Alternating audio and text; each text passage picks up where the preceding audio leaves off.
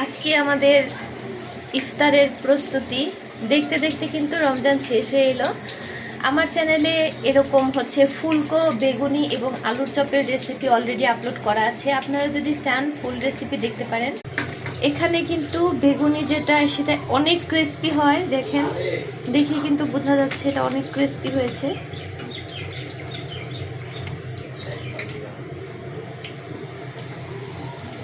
আসলে আমরা যতই বলি যে ইফতারে ভাজা পোড়া কিছুই খাবো না, কিন্তু আসলে ভাজা পোড়া ছাড়া কিন্তু আমাদের একদমই চলে না। এখানে রয়েছে ডাল। আমি কিন্তু ডালটা একসঙ্গে ব্লেন্ডার করে তারপরে ফ্রিজে সংরক্ষণ করেছিলাম। যেহেতু আমরা এখন কর্মজীবী, সেহেতু এখন কিন্তু রোজ রোজ এগুলো করা সম্ভব নয়। একদিন ফ্রিজিং করে তারপরে এভাবে করে অল্প অল্প করে বের করে রান্না করলে কিন্তু অনেক সাশ্রয় হয়। এখানে আলুর চপ রান্না করার জন্য আমি এরকম করে আলুগুলোকে ভর্তা বানিয়ে তারপর গোল গোল করে রেখেছি। আমাদের প্রধান যে শেফ আছে ডক্টর আমিনুল ইসলাম চৌধুরী, সে আজকে আমাদের চপগুলো ভেজে দিবেন। আমার জামাই কিন্তু সচরাচর রান্না করে না, আজকে তাকে দিয়ে রান্না করাচ্ছি, তার কারণ আজকে তার জন্মদিন, সেজন্য তাকে একটুখানি খাটাচ্ছি।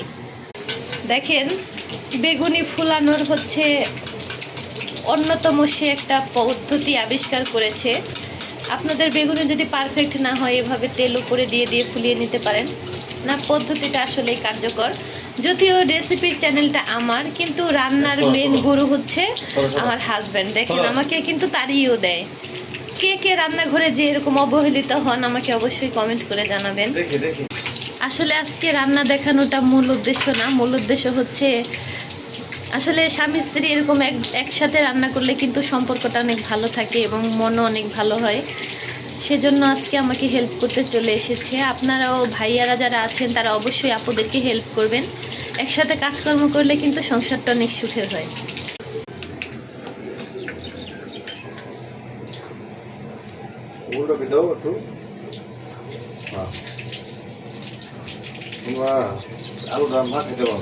মা খাইতে পারছি, তখন সুন্দর শক্ত ছিল ভর্তাটা, জানি না কি লেগে নরম হয়ে গেল। আস্তে আস্তে ছাড়ো।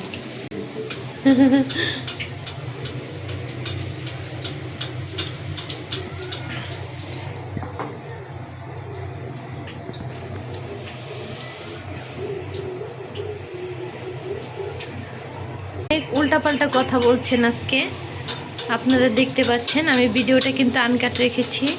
সে একদিন ইফতার বানিয়ে নিজেকে কিন্তু অনেক বড় শেফ মনে করছে, আসলে সে শেফ না।